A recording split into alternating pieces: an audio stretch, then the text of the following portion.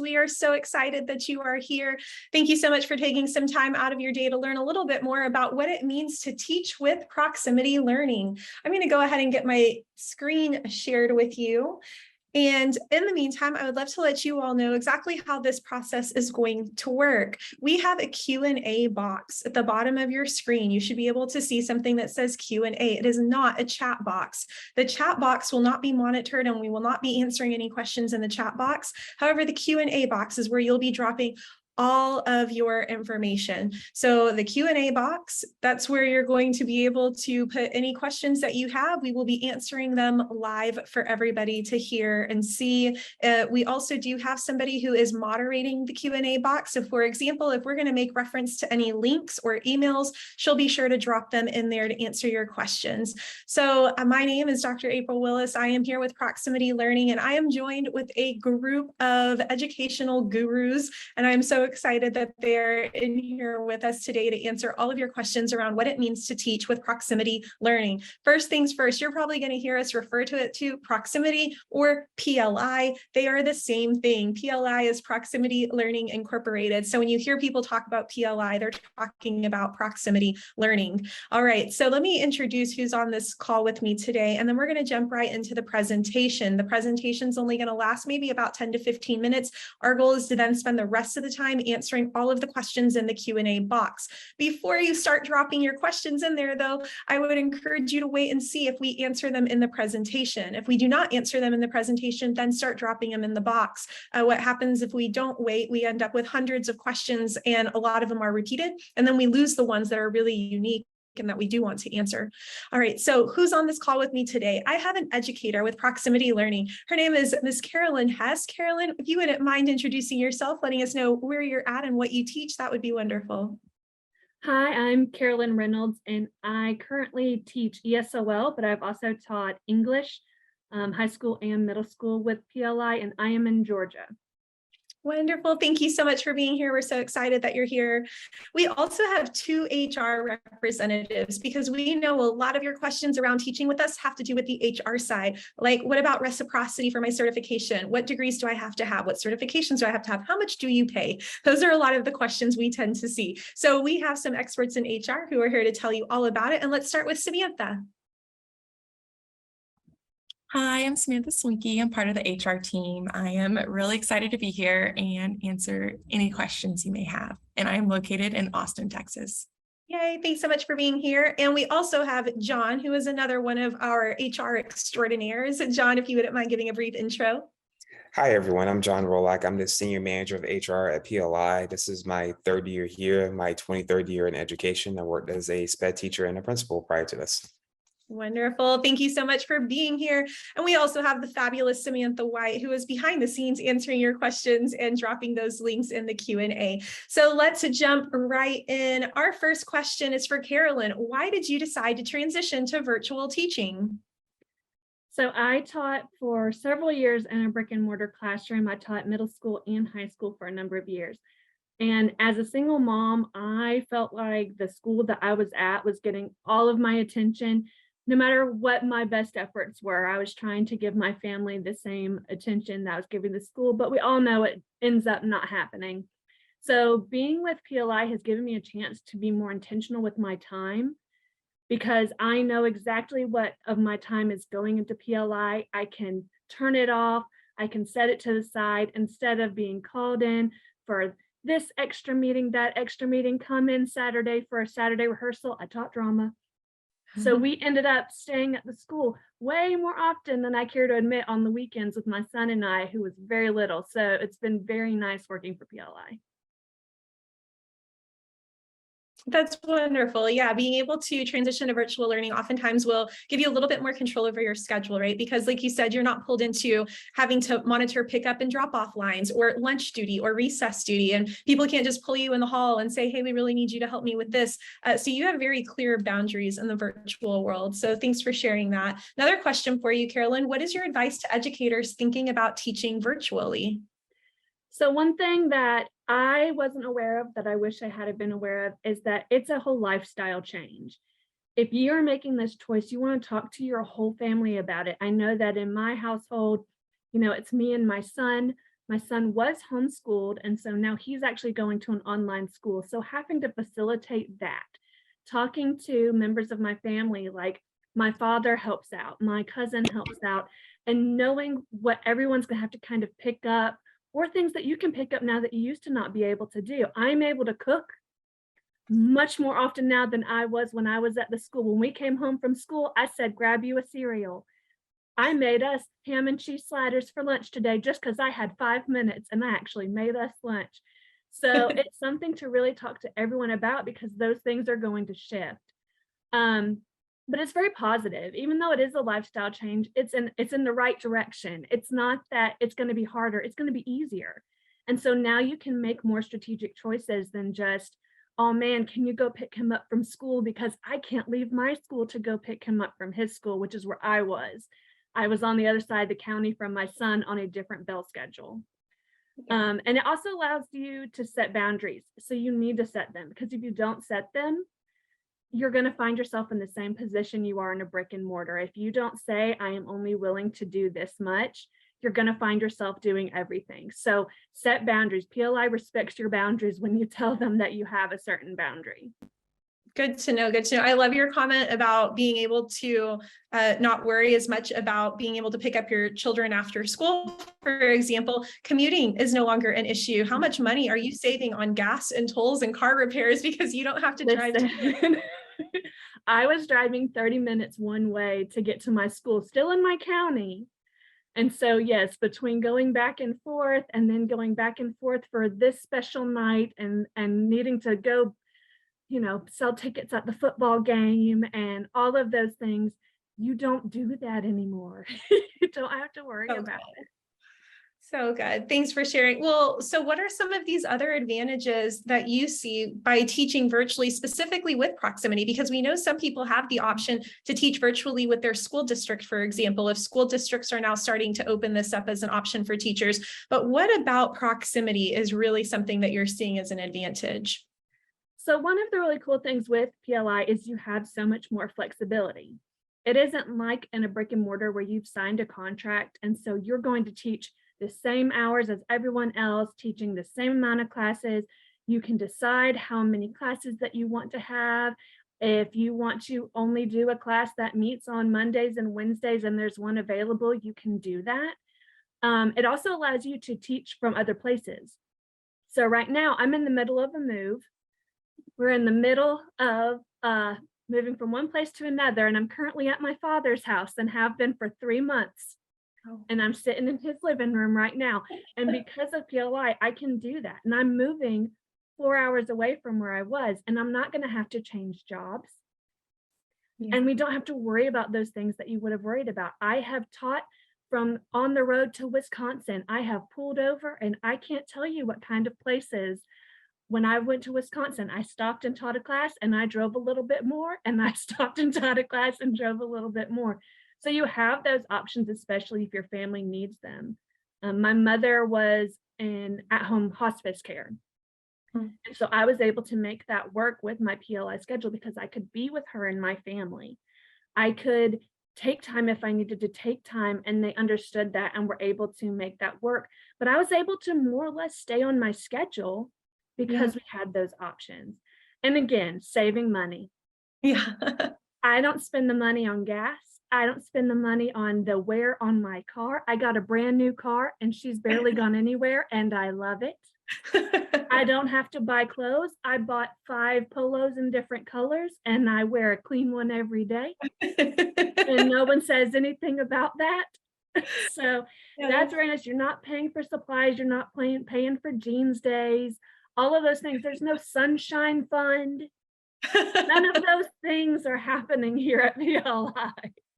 That's awesome. Yeah, those are some things that sometimes we might overlook as, because they of course they're culture building and schools are doing them for a reason. They're raising the funds that they need. But as a teacher, those things pile up. They start to really add up. And it's so good that you're recognizing it's kind of a perk to not have to deal with that stuff anymore. I also would love to add the professional development that PLI offers. I really think is one of a kind. It's more professional development than I've ever seen a school district offer. And for anybody anybody who is unaware, proximity learning is not a school. We are not a school. We are not a school district. We are a staffing solution. So we contract with school districts that already exist, and those school districts that are having a difficult time finding teachers to come in person and lead their students, they work with Proximity so that we can put live certified instructors in front of their classes. And so we are not the ones coming up with schedules. We are not the ones that are determining what holidays there are. We are having whatever teacher is in whichever school district, you follow that school district's calendar, you follow that school district's policies. And so the amount of professional development that Proximity offers is so much more than I've ever seen with another school district. And so it's just really also, I feel like, encouraging, because we oftentimes hear our virtual educators before they come to PLI say, I feel like I'm on an island, I'm in a silo, I'm doing this by myself, I don't have the connections that I used to have when I was on a school campus. And we want you to know that that's not the case here. You have ample opportunities to engage with other virtual instructors. You will still have a principal, you will have an assistant principal equivalent, you will have curriculum coaches, just like you would when you were at your typical school at brick and mortar. And so you get all of that plus more. They will still, on top of giving you different types of instructional opportunities, they have coffee chats, they have happy hours, all of these fun ways for you to connect with other people at PLI, all virtually. And then also along the lines of what Carolyn had mentioned, when she said, I was able to go on a road trip essentially and just stop and teach, that is a huge benefit, because what we oftentimes see are those families who want to vacation, or military families who have to move around a lot. It's very hard for some of those spouses to be able to commit to a school district and not worry about breaking contract because they don't know where they're going to be in 6 months. Well, with Proximity, as long as you stay in the United States, you can be wherever you want. You just need a solid internet connection. That's all we really ask of you. And so you would have the opportunity to teach despite where your physical location might be at any given time.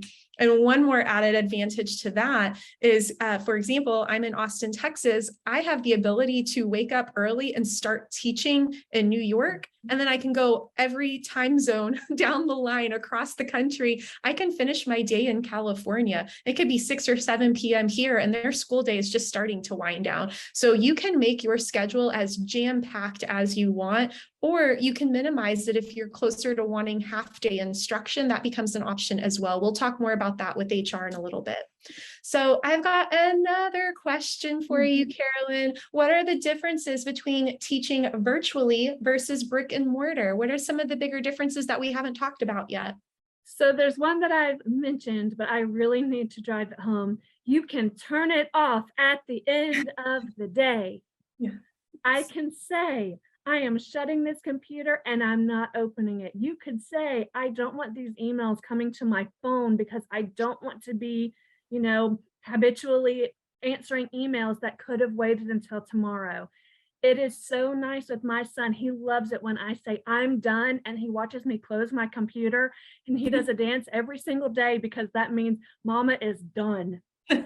We have finished. We're not going to go somewhere. We're not going to talk to somebody. We're done. And no one expects you to be on call. A lot of times with the brick and mortar, they expect you to answer that phone because they called you and they don't care that it's Christmas. It's happened. I've been called on Christmas. Yeah. About a grade. So it's very nice to say, as I call it, I don't let the devil into my house. I shut it and I am home. Good. Ever since that Christmas phone call, I will never allow that to happen again. So that is something that I think could be understated, but it is such a better work-life balance because it's a real work-life balance. It's not bring your family to the football game and we'll let them in for half price. It's you are actually getting to say, I am now on my life now. This is my son's time. I'm spending this time with my family. I'm done. You decide how much time to invest. You don't get that choice when you're in brick and mortar. Like I said, you get that set schedule and it's done. It's not, oh, I really only need to be able to work on mornings. I only need to work in the afternoons. you have that choice of PLI if you put it in your availability that I am not available from this time to this time. So if you have a child with special needs and you know that his appointments always happen in the morning or something like that, you can make those kinds of choices. And teaching in other states. Yeah. Last year, I taught in 5 different states, and that's not counting places I subbed. I probably subbed in at least 20. Wow. But I taught my courses in 5 different states last year. That's awesome. So that's all different time zones, different kinds of kids, and it's so much fun that way. It's so different. How great. Some other things I would love to add to yours as well. I think that one of the greatest benefits is you don't have to break up fights between students. You don't have to clean up accidents or throw up. You don't have to worry about bringing home communicable diseases. I taught elementary school for 5 years, and every time something started to come through, whether it was strep or lice or the flu, whatever it was, I was like always crossing my fingers I wouldn't bring anything home. And that's no longer a concern virtually. So that's probably one of my favorite benefits out of all of them. So let's talk about flexible scheduling for classes. Carolyn, I'm going to start with you, and then I'm going to switch over to Samantha. I know you've already kind of started to talk about how you are picking your hours, you are setting your boundaries, you are turning off your computer. Overall, have you felt that your experience with proximity has allowed for a flexible enough schedule that you've been happy with the results? Absolutely. So especially this year, so my son, like I said, last year he was homeschooled and I taught a lighter schedule. This year I decided I want to take a full schedule, so he's in online school. Well, that means that he is still having to get on in the day. So I was able to say, you know what, I need to at least be able to look at him at 8 a.m. because that's when he has to start his day. And so I was able to make my schedule work so that I'm doing planning at 8 a.m. So while I'm logging on, I'm watching him log on, and I can make sure that he's doing that. And so you can make those kinds of choices. And I've been able to do that. I can say my son's school ends at this time, and so I have to end at this time. Yeah. And so that is knowing, especially if you know going in what kind of special times you're going to need to set aside. It's so helpful knowing, all right, like if you have a parent that you're helping take care of, I know that this happens at this time every day. Perfect. Yeah. So Sam, can you talk to us about what does it take to create a schedule to be able to work with PLI? Are there a minimum number of hours? And if you're elementary, for example, does that mean you get a full elementary day like you would brick and mortar, or did they have the same level of flexibility? Great question. So what we're really looking for is that you have a 4-hour block of availability each day. Now, that doesn't mean you're going to teach all 4 hours. We ask that you teach 3 of those 4 hours. With the flexible scheduling, during the application process, you're asked, what hours are you available? And during the interview process, we discuss that as well. So then what we can do on our side is help you find that block. And then when our data team meets with our teachers, show you the classes that are available during that time. Regardless if you're elementary, regardless if you're high school science, you're able to really design a schedule that fits around your needs. Perfect. Thank you. Another follow-up question to that, just to clarify, somebody had dropped in our Q&A. If you're in elementary, are you teaching all the subjects in elementary, just like you would in brick and mortar, or are you just teaching 3rd grade science, for example? I saw John on mute, so I'm going to let. No, go ahead, Schwank. Go ahead, Schwank. Well, I was actually going to refer it to you, so that works out. From my understanding, it really depends on the needs of the district. I know John can provide a little bit more insight into that as well. Perfect. Yep. So basically, you can pick the classes that you want. If you only want to teach 3rd grade science, and let's say they have 7 sections of those available, you want to work all day, you can do that.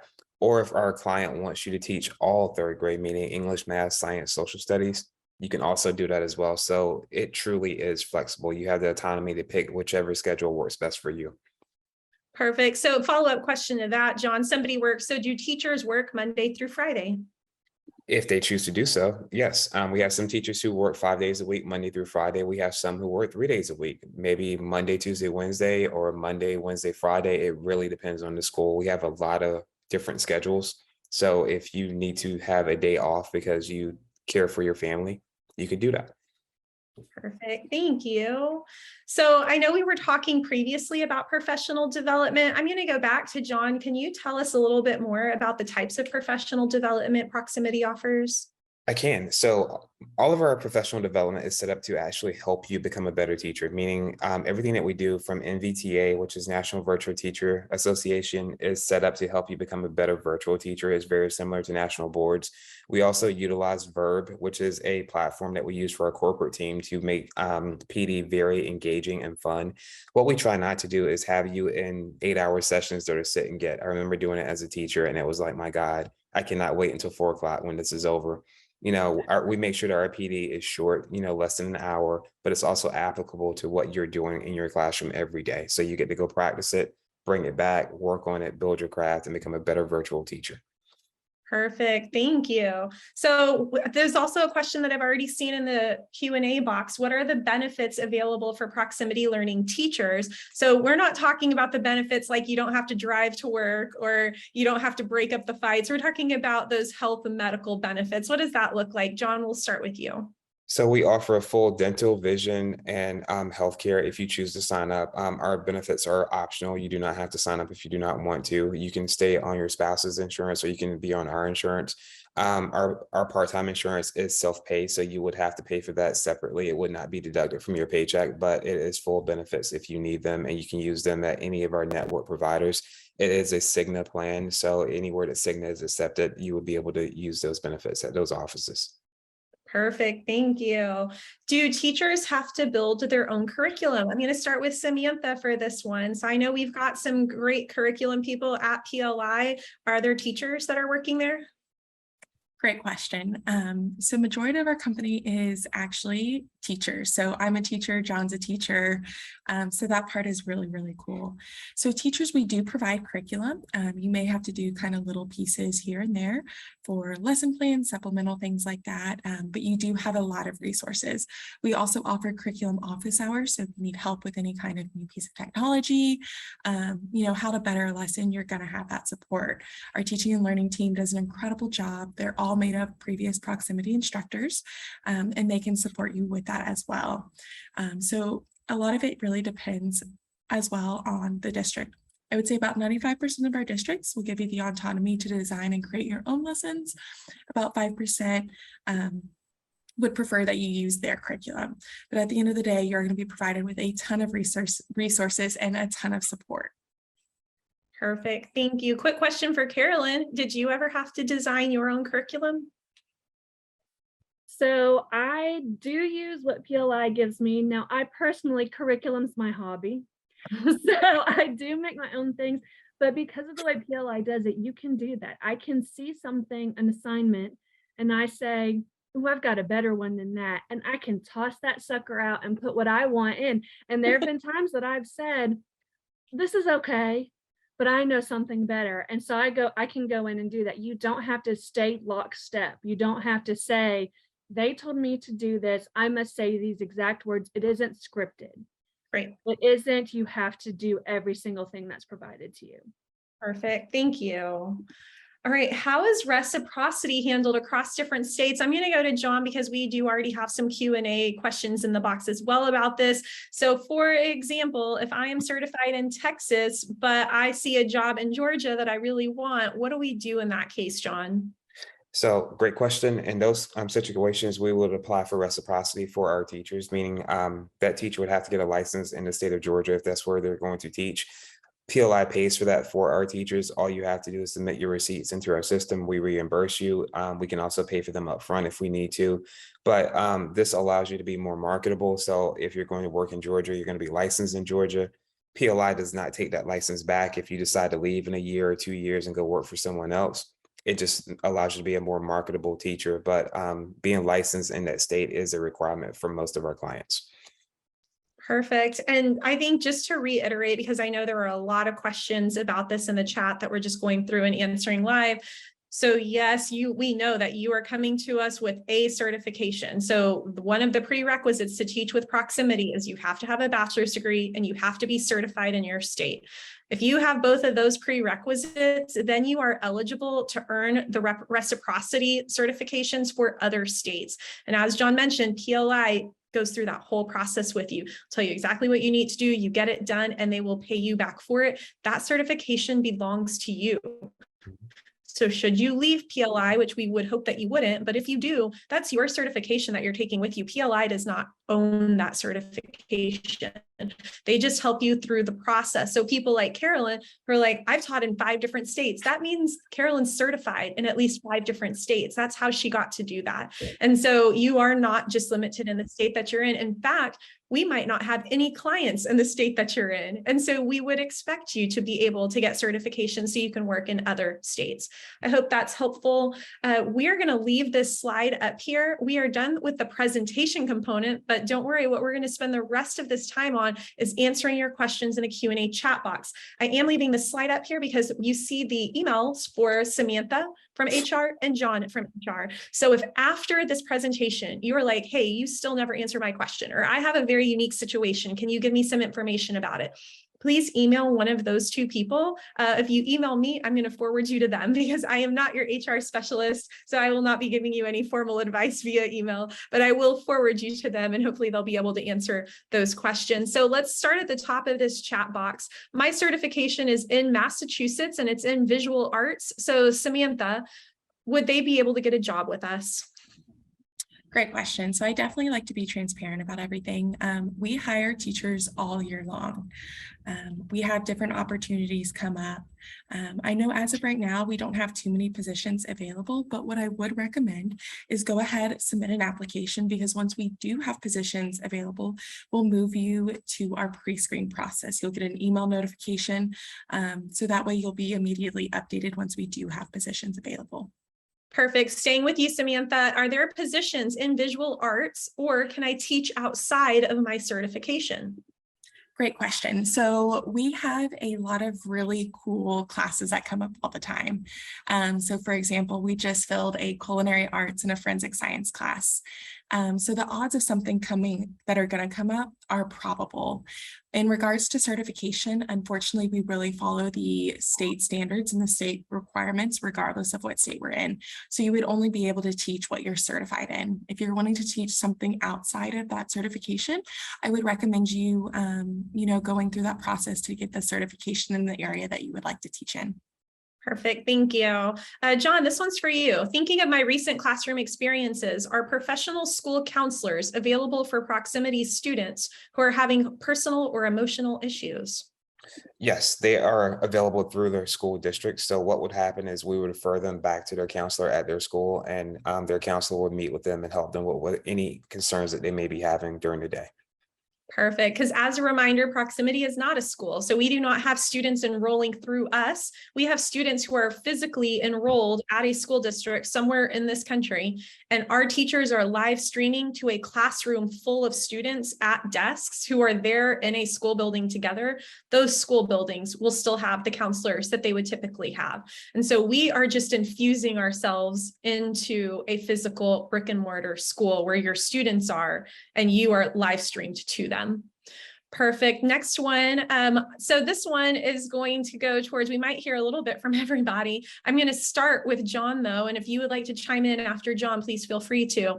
This one said, my school has a few proximity learning instructors and they have been asked to attend meetings. So we kind of heard today that you get to turn things off and you don't have to go. So John, could you address what this person might have noticed? Yes, if that happened, that was a rare instance. We really try to keep our teachers out of meetings. Our principals from our clients every once in a while will say, hey, I need Carolyn in this meeting because mom and dad just really, really want to talk to her.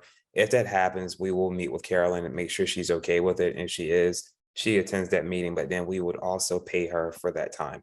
But for the most part, our teachers are not attending after school meetings unless the school has requested it up front.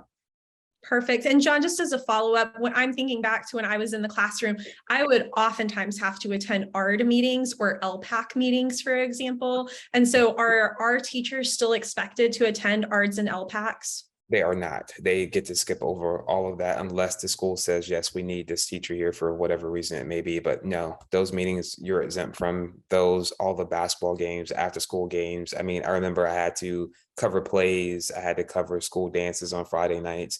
You will not have to do any of that stuff. You can literally end your day, whatever time your classes are over, you're done. End your day, go have fun. Perfect. Samantha or Carolyn, did you want to add anything to that?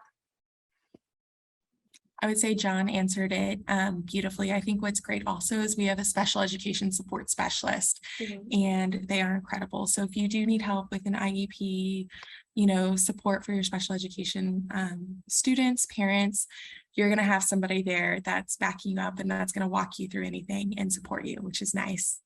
Perfect. Carolyn, would you like to add anything? If it makes you feel better, I've never been asked to go to a meeting by my school. Now, I haven't asked for feedback that I've emailed. I have personally reached out and said, I would like to be in the loop on this, but no one has ever said to me, we need you to stop your day and come and do this. So it does not happen really much at all. If it does, it's for a reason. All right, great, thank you. No question here. Robbie just wants to say my school year was virtual for most of 2020 and 2021, and I really enjoyed it. So Robbie, we're glad to hear that. Next one, we've got a couple of people back to back who said this sounds like fun. As an experienced virtual K-5 teacher, what is the application hiring process like? Samantha, will you explain to Tara and to Lawandra Wilson what this process is like? Yes. So when you first log in, the system's going to ask you to create an application or kind of a new file within our system. From there, once you complete everything, we'll ask for you to upload, you know, like a resume, your certification stuff. Then your file will get moved to have your certification verified. So we just make sure it's intact. It's a position that we are currently looking for at that time. After that, you'll get moved to the pre-screen process. And that's just where you answer your basic background questions. And then we do an internet speed test just to make sure that your current Wi-Fi can handle that. After that, you'll be able to schedule a 30-minute interview with either me or the rest of my team, all really cool people. You'll do the interview and then you kind of go from there. So that is a great question. Perfect. Thank you. So the next one, Samantha, this is also for you. I've already applied as a SPED teacher. Will there be more opportunities in SPED? I'm always going to say yes, because we get contracts all the way up until May. And so we hire teachers all the way up until May. So I can sit here and say, hey, we may not have a position right now. And then tomorrow, John will say, hey, Sam, we're going to need to hire 100 SPED teachers. You know, so we never know what we're going to get. And that's really the most exciting part is, you know, seeing how we can fill that equity gap there. So I would say I don't foresee us, you know, never saying no, just we may not have that position right now, but we can definitely get it later on. Perfect. Thank you. John, this one's for you. We had mentioned living in the US. They want to know, does that mean a physical address on the US mainland or living in US time zones, but possibly further north or south? So to objectively answer your question, you're supposed to live in the US, meaning that you have to live in the US or US territory with an address and a live banking account. If you are visiting family, let's say in Costa Rica for 2 months, you can go work in Costa Rica as long as you have great Wi-Fi, internet access, and you have everything that you need for your classes. You can literally work from everywhere, but we do want our teachers to have a physical address in the US with a US bank account. Perfect. Thank you.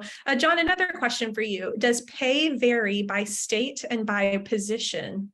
It does not. We pay our teachers one flat rate. It roughly irons out to about $30 an hour, but you're paid based on the number of hours that your classes meets and the number of days that they meet each week, but it averages out to about $30 an hour. And does that include planning time, or like, are you paid for your planning time essentially? You are. We include 1 hour of planning time into your pay structure. So the pay structure that you're going to see as you come on board to work with us will include 1 hour of planning time. Perfect. Thank you. Back to Samantha. Are there open positions that are all full-time, or do you also have open positions for subbing? Great question. So right now we're really looking for certified teachers to be the teacher of record. What's really great, I know everybody's kind of mentioned it and I'm going to harp on it again, is it's fully flexible. So you could potentially work a full day or you can work 4 hours. So it really depends how you want to design your own schedule, what works for your lifestyle and your boundaries. So if you want to work for a couple hours each day, you can. If you want to work a full 7-8 hour day, you can. It's really up to you. With subbing, I don't believe we have sub positions open right now because we're currently looking for teachers of record at the moment. Perfect. Samantha, to add to that, somebody said that they have been, I guess they might already work with Proximity perhaps, because it sounds like 2 more courses might have been added to their schedule, but they said, am I allowed to decline those 2 since they're already beyond the schedule I prefer to teach? Yeah, so definitely communicate with our data team. Our data team is a great group of people. They do an excellent job managing every single master schedule for all the schools that we get, and they're always open to feedback. So I would just communicate with the data person that you've been assigned about those courses, and they can definitely help you out with that. Perfect. Thank you. We're going to John for this next one because we have both Julie and Sandy wanting to know, do we offer a 401k? We do. So you have to work with us for 1 calendar year, so 365 days. Once you hit your anniversary date, you're eligible to contribute to our 401k. So you can contribute as much as you want. You can max it out. And every once in a while, there are times that you can go in and add to if you want to. We also have a financial advisor that you can work with Whitehall. So every person who's employed with us can also have a free financial advisor to work with if they choose to do so. Perfect. So John, if you don't mind speaking, we've kind of touched on this before, but we have a few more questions that have continued to come up around the license, certification, reciprocity. So for example, can you teach outside of your license is one question. You cannot. So if you're licensed to teach math, grades 6 through 12, you can only teach math. And let's say that's in California. But if you're licensed to teach math and science, you can teach math and science, but it has to be in the state that you're licensed to do that in. If you are going to teach in another state, you would have to get a reciprocal license in that state. If you would like to add on a subject, let's say you are a math teacher, but you also want to teach science, you can also add those on. We will help you with that process. We'll walk you through the process.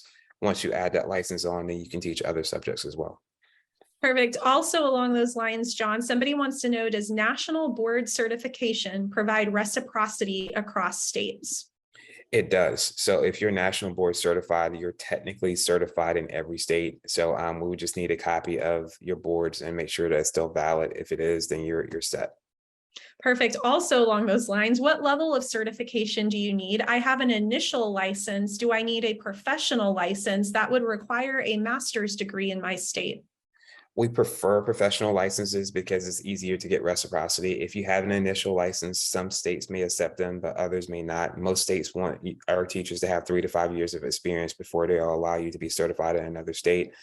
So I would tell you to work towards that professional standard license. That will make your life a lot easier if you are planning to work with us or even move around the country. It just makes your life so much easier. Perfect. Okay, so we're going to keep talking certification. A lot of people have a lot of certification questions. Another one that I'm seeing on here, I think I'll be able to answer to. Somebody wants to know, are teachers required to get an NVTA certification? So this sounds like somebody who might already be with Proximity. NVTA is the National Virtual Teacher Association, and it is not a requirement, but Proximity absolutely encourages our teachers to be NVTA certified for a few reasons. And before I tell you what those reasons are, I'm going to tell you what the incentives are. First of all, if you complete your NVTA certification while you are still an employee of PLI, PLI will give you a $200 reimbursement and a 5% raise. And so you have up to 9 months to get that certification. Most people complete it in 3 months. I've seen people complete it in as short as 2 weeks. However soon you complete it, your raise immediately goes into effect. Your reimbursement is immediately initiated. And so the longer it takes you to complete it, the longer it takes to get those incentives. So the quicker you do it, the quicker you get your incentives. So you're asking, why does PLI want us to have this so badly? And it is really because it's a win-win situation. When PLI is attempting to gain new contracts with new school districts across the country, something that they can kind of put in there as a negotiating chip is X% of our teachers are currently pursuing this NVTA certification, or X number of teachers are already certified. And that gives us kind of the upper hand in saying that this organization has really invested in their personnel to make sure that they are qualified to provide a virtual educational experience for our students. Not all organizations can say that, because we know teaching virtually is not the same thing as brick and mortar. And when we are pulling brick and mortar teachers and putting them in front of a camera, we want them to feel equipped to do a solid job in that role. And that is why we're really pushing for that NVTA certification, because we know ultimately your teaching is a reflection of us as a company. And one way that we're going to continue to invest in you to make sure you're doing the best job possible is for you to say, look, I pursued this certification and now it tells you I am a solid virtual instructor. I've gone through this process. So you are not required to get it. You are highly encouraged to get it. You are incentivized to get it. I hope that helps. Does anybody want to add anything to that? Nope, I think you summed it up. That's your baby. So thank you for doing that. Yeah, of course. John, how many states do we currently work with? We are in 31 states as of July of this year. Perfect. I'm going back to Samantha. Do you have any elementary positions available right now? Great question. So as of today, kind of what I said, as of right now, we do not. We've actually filled all of our elementary positions. However, that doesn't mean we won't have positions tomorrow or the next day. So I always recommend people to submit their application, get their application on file, so that when we do have positions open up, they will be one of the first few people notified. Great, thank you.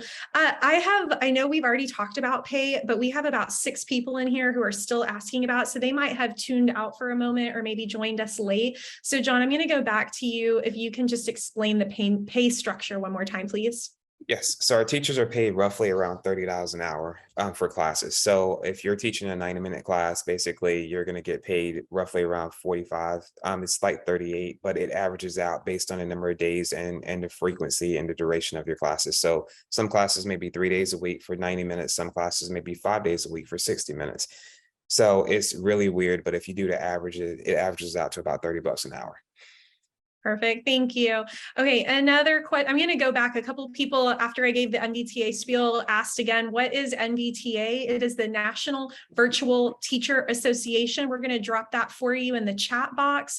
And that is an additional certification. It does not replace your state certification. It supplements it. So it is an additional credential that you can have that says you are virtually certified across the country. And it's something that PLI really values. Somebody asked, do you guys help pay for it?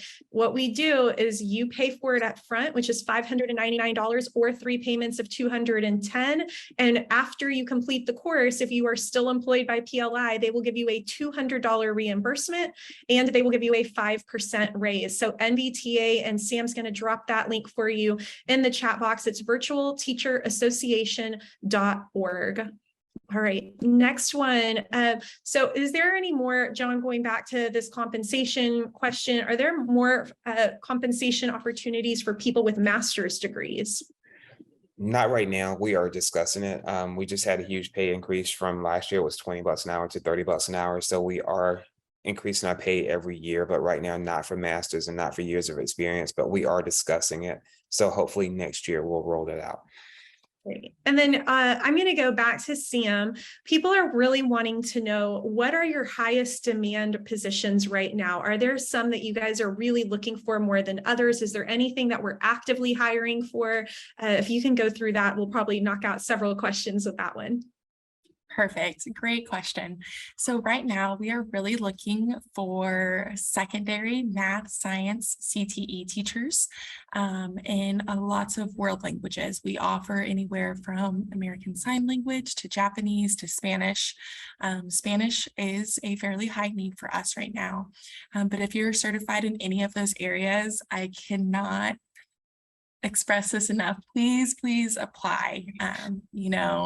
We really break down pay during the interview. We really go through a whole slide, because here at Proximity, we're really big into not only are we interviewing you, but you are interviewing us. And so we are here to answer those hard questions.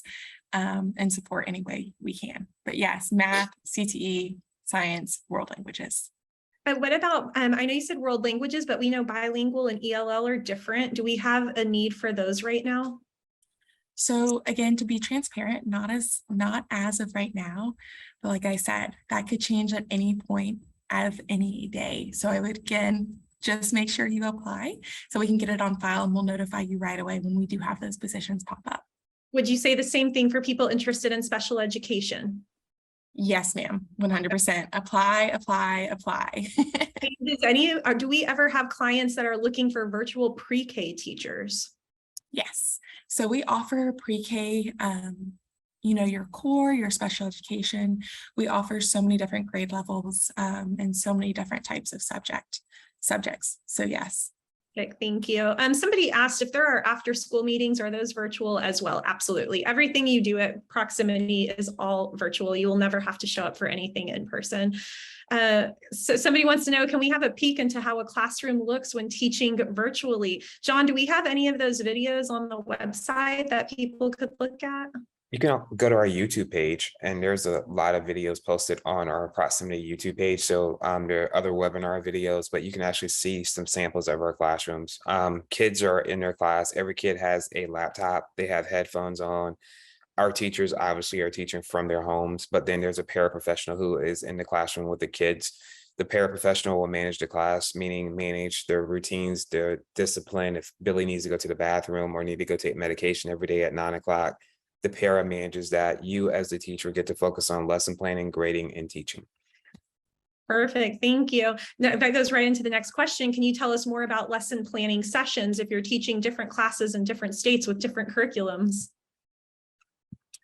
Yes. So with that, you can team plan. I know a lot of our teachers, if they're working at the same school, teaching the same grade levels, they will plan together. They will form their own PLCs, plan together. If not, they are able to work with their teaching and learning specialist who is very similar to a vice principal or an assistant principal. That person can work with you on your lesson plans. If you have questions or you feel like you're just not hitting the mark, you feel like you're missing something, you can go to that person and they will be able to help you out and walk you through the process. Thank you. I'm going to go to Carolyn for this next one. Carolyn, as a teacher, if you're sick, what happens? Who teaches your class?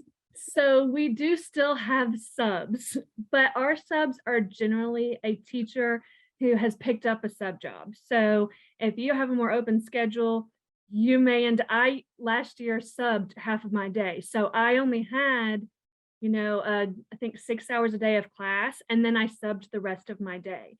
So what happens is you submit it, same as always, you have to put it into the system. You got to email the right people and they give you all of the step-by-step to do that. It is not hard. You just got to be nice to the people because they're going to be your best friends. So just same as any office lady, you're nice to the people. And so you still put up, your sub plans, you try to have some emergency plans up. Now, if something happens and you don't have emergency plans up, we're pretty good at our jobs. We can usually find a Nearpod or something to keep you rolling because we'll have access to your class. If I'm subbing your class and something happened, if you got into a car wreck last night and we didn't know about it until during your class, we can still figure out what was supposed to be happening. We can look at your lesson plans. We can look at your modules and say, oh, they're working on space right now. Okay, I'm going to go find a solar system Nearpod.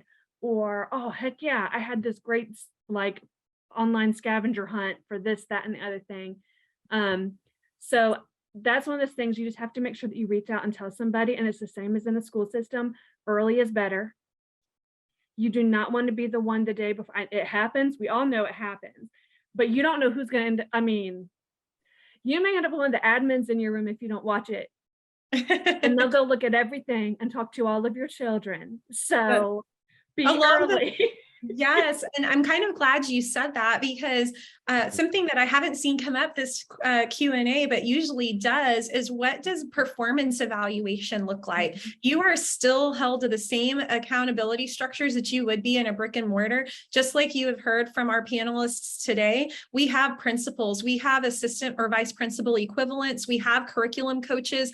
All of these people are going to hold you accountable for the level of instruction you provide by doing both informal classroom walkthroughs where they essentially pop in, they'll sit there for 5 to 15 minutes, take a bunch of notes, give you feedback. You will also have regularly scheduled official 1 hour long formal evaluations. And those are going to vary in the terms of how many you get based on your level of expertise, based on your experience, based on what they've seen in your walkthroughs. Obviously, if they're seeing a few more red flags, you're going to be getting a few more formal observations. But if they feel like you really have this under control and you could potentially coach other people, you're going to have fewer formal observations, but you're still going to be getting all of the professional development you need so you can continue to rise. We don't want you to remain stagnant. We want to see those powerful teachers and give them the tools that they need so that they can show other teachers how to become equally as powerful. And that's how we continue to build those really solid educational experiences that we know our students deserve. I'm going to go back to the questions, and a lot of people are wanting to know, can I be a substitute with you? Can I be an aide with you? If I wanted to be the para in the classroom, can I do that with you? So I'm going to go to Sam. Can you answer all of these questions around, do I need to be certified to sub? Are you hiring subs? Can I be a para? Great question. So you can sub. We just ask that you pick up at least a minimum of 3 hours a day. So kind of like, what we've been talking about, as long as you teach that certain amount, you can definitely sub. We actually have our sister company, Enriched. So if you do want to be one of our guest educators, definitely take a look at their website, and they can help support you getting in that classroom because they're also located all over the United States as well. Do you have to be certified to be a sub? No, you do not. But like I said, right now, we're only offering sub opportunities for teachers that pick up the minimum hours. So in that case, as of right now, yes. But for the guest educators, teacher facilitators, you do not. Perfect. So just to reiterate this, really, we are not hiring substitutes specifically right now. We are hiring teachers, and we give teachers the opportunity to sub. So unfortunately, you cannot apply to work with us just to be a sub. You would have to apply to work with us to be a teacher, which means you do have to be certified. And then once you are a teacher and you do have that caseload, you are then able to expand your hours as needed to become a substitute. John, if I live in Panama, can I teach with you? You can if you are licensed to teach in at least one state in the US. It's a different process. So what will happen is the HR team will interview you. If everything lines up, we have a different process to hire you because you're technically living outside the US. So you would have to be hired through a third-party company, and then we would place you into classes. So if you're interested, still apply on the same site, and then our team will delineate where you need to go or disseminate the information to you that you need so you understand the process and how you're going to be paid as a contract employee. Perfect. So that just jumped into 2 more questions. One, my certification is in Canada. Can you help me with this? So you would have to become licensed in the US to work with us. So basically you would have to be licensed in at least one state. We do have an alt cert program that you can go through. If you want to send me an email, my email is still up on the screen. Just send me an email with your situation. We can work through it. And if you're a good fit, we could potentially have you go through our alt cert program and get licensed in the US, and then you could actually teach with us. Perfect. And then you did mention contract, John. So people want to know, if I work with PLI, is this considered a contract role? So it depends. If you're in the US and you have a US address and bank account, no, it's a W-2 role. If you live outside the US and you want to work with us, it is a 1099 role because we cannot officially hire W-2 employees who live outside the US. Got it. John, is summer work available? Sometimes it really depends on our clients. Some clients will ask for summer school. Those jobs get picked up pretty quickly. So most of our existing teachers pick those up. But if you're interested, pay attention to your email. We usually email the faculty in late April, early May for summer school opportunities. Perfect. Somebody else wants to know, do you have retired teachers working for you? I can just jump right in. As long as you are certified and your certification is active, we don't care if you are retired or not. But if you are a retired teacher with an inactive certification, you are not eligible to work with us. Going back to the idea of retirement funds, people are wanting to know about, does this count towards my years of experience? For example, if I'm in TRS, which is the Texas retirement system, does this count towards that? Are you guys continuing to contribute to that? What can we say to them about this conversation? Unfortunately, we cannot contribute to state retirement plans just because we work in all 50 states. That would mean we have to follow all 50 guidelines. So we offer our 401k that you can buy into, or you can still contribute separately to a different 401k if you want. If it's retirement with your school education fund, obviously we can't pay into that, but most school districts will hold that information for you for 5 years. So if you decide to go back, you can still add to your years of service. Perfect. And what's considered full-time to be eligible for benefits, John? So any employee who's working at least 20 hours a week is eligible for benefits. We're not offering full-time positions right now, just part-time. But if you are interested in teaching all day, you can also do that as well. Our recruiting team will walk you through both of those scenarios so you fully understand full-time versus part-time. Perfect, because it can be a little confusing, friends. It is not the same type of part-time that you would expect to see. I could be working part-time and still have a completely full schedule. So there's definitely some nuances behind what it means to be full-time and part-time with PLI. So we would again encourage you to reach out and ask your questions, or go directly to the link that is in the chat box right now, proxlearn.pliconnect.com, and that's the direct application link. So if you'll please complete that, that'll at least get you in our system. So we're going to go to Carolyn for this next question. How are assignments given to students and how are they graded? So most of our schools use our Canvas platform. And there are some that for one reason or another asked to use, a Google Classroom or something like that, but almost everyone uses Canvas and we use our own Canvas. So you will have your own course all put together. It comes preloaded with the curriculum that they give us. Like when I was talking about using the curriculum, it's always all there. But then you just have to go in and you decide, what would you like to publish? What are the parts you're going to use? What do you want them to see? And then you assign the dates, and it's already done usually. Now, I always check it just to make sure everyone hit all the right buttons. I mean, that's just, the teacher thing to do, right? So I go through and make sure it's set up correctly. And then I just make sure that it's set to when I want it to be put in. You can make all of the different changes in it, of different ways they can turn it in. We usually don't do late points, but some districts have late point policies. And so you can set it up to do that automatically. And then it populates when you grade it into your grade book. And then we have a function through that grade book that you are able to grade it on there all at one time. And there's a few different ways that you can look at it. And then the grading policy itself, that depends on your school district. Now we do have, the PLI policy that you'll be, given during your orientation, but some of these, almost all of these districts have something that they use their own selves. Everyone has to reinvent the wheel a little bit. So I know we are down to the final less than 3.5 minutes. And so unfortunately, we're not going to be able to answer all of the remaining questions in Q&A. We're doing our best to get to as many as we can. I'm going to go back to Sam. Do you have any curriculum coach openings? Can I apply to be a curriculum coach? What does that look like?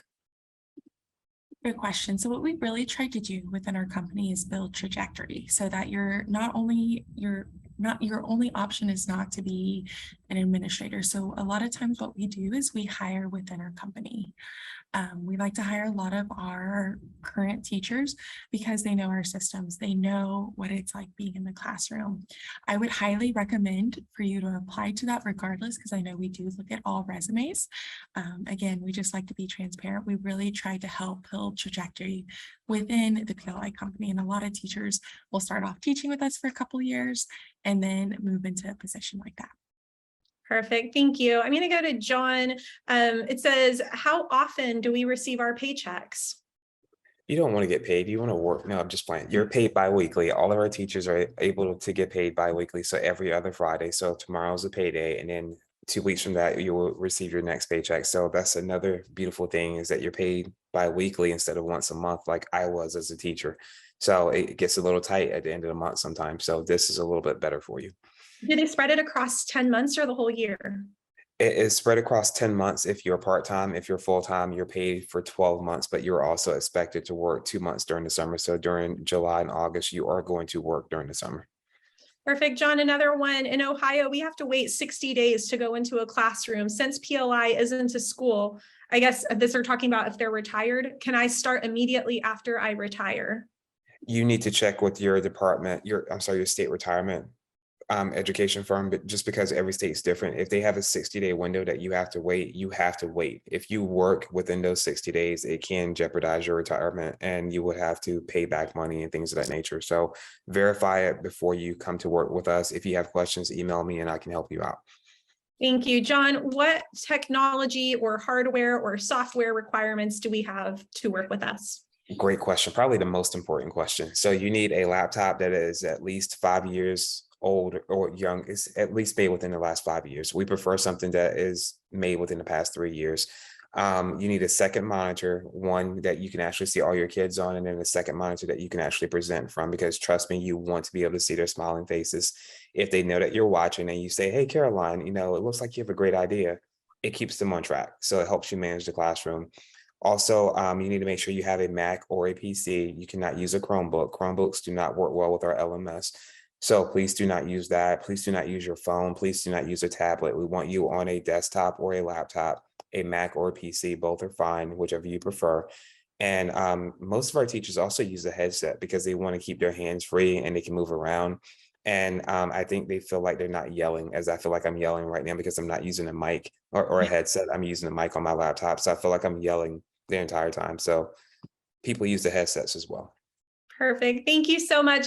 All right, friends, we are sorry if we didn't get to your question. We took as many as we possibly could, but it is the top of the hour, so we are going to have to wind down. If you have a question that is still burning within you and you wish we would have answered, but we couldn't, please do send an email. Those emails are in the chat box. You can send them to Samantha and John, and they will be able to answer all of your HR questions. It was a pleasure spending part of our afternoon with you, and we sure do hope to see you as part of the Proximity Learning team very soon. And thank you so much to the panelists for spending your afternoon with us as well. And thanks to Sam for moderating that chat box. We really appreciate all of you and your expertise and hope everybody has a wonderful rest of your afternoon.